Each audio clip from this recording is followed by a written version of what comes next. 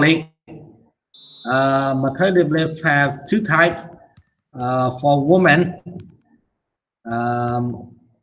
they have 6 month leave with full payment, 100%. So company afraid to hire women at young age because of that. So when you get an interview and during interview they ask you if they are single or have a fiance on the way to get married or have already had children, that don't be surprised or affect their decision on recruitment. Okay, so they don't want to hire employee who are women. I'm sorry for those of the girls, but they don't want to hire employee who are women and just get married, because they don't know about the employee performance.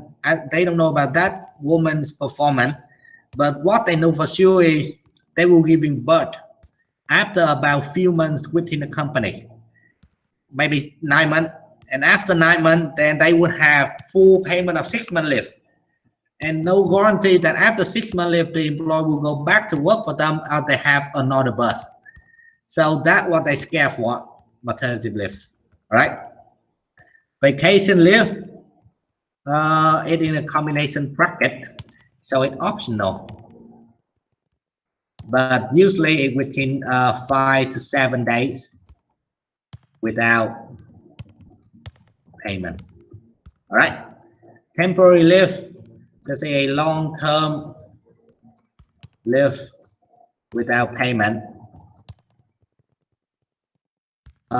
maybe about 3, 6 or 12 months.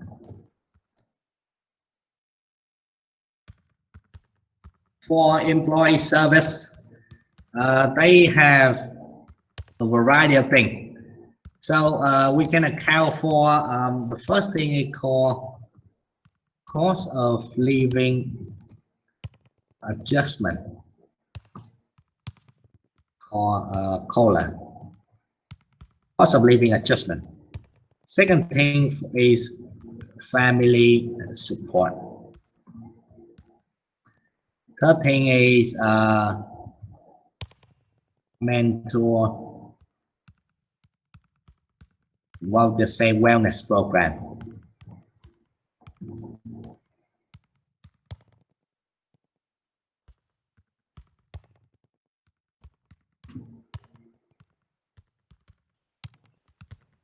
Is there anything else?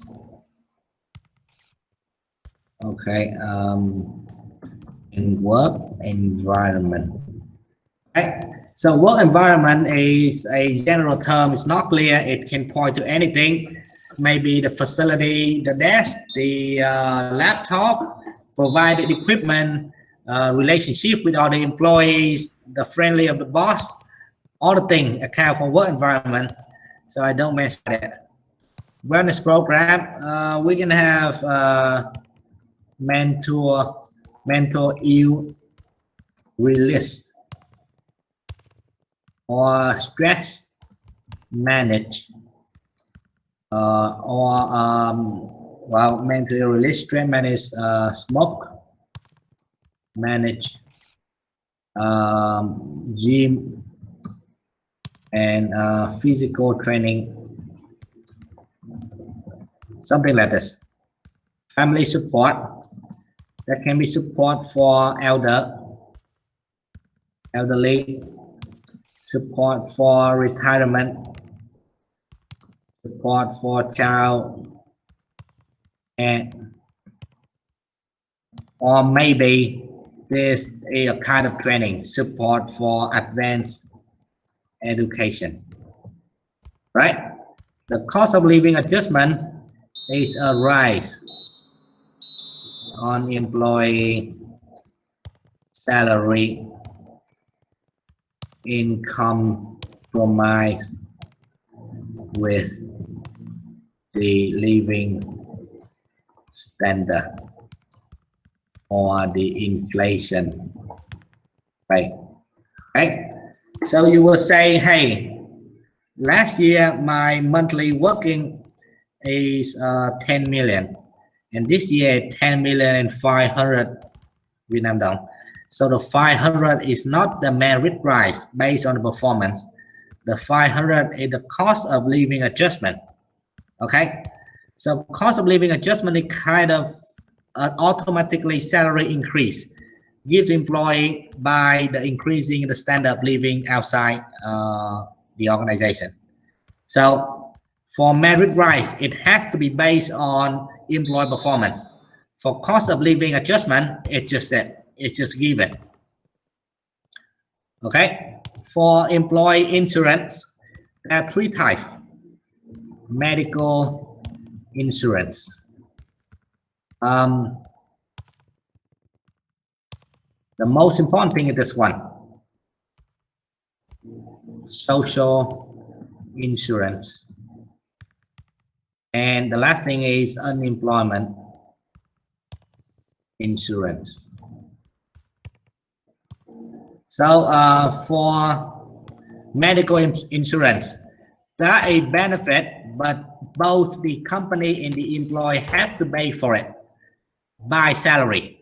Okay, so the employee has to pay, well, let me remember, 2% employee pay 2% of their monthly salary. For social insurance, the employee pay 8%.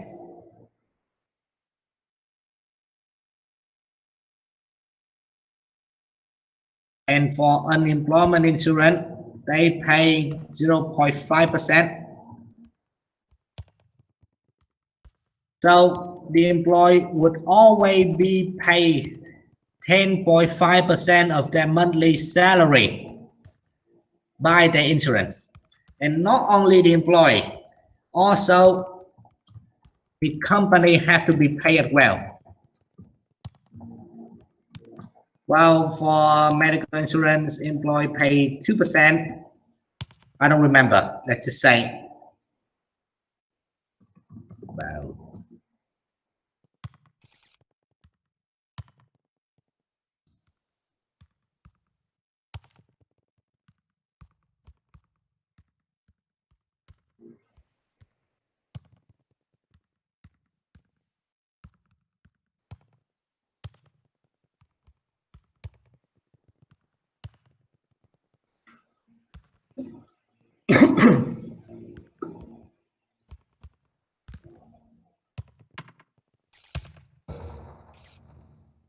okay, this is what I mean for.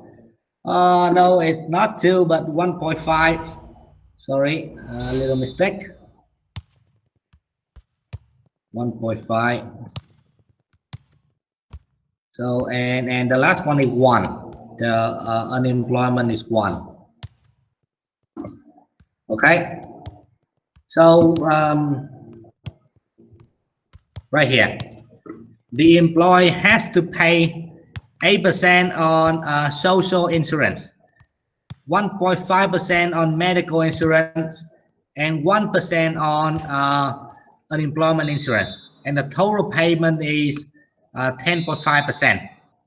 For the company, they gotta pay 17.5% on social insurance.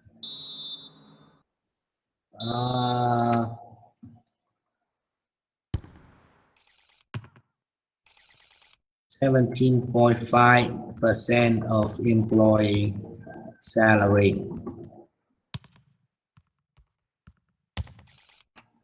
on the social insurance, and they have to pay 3% on medical insurance and 1% on unemployment insurance.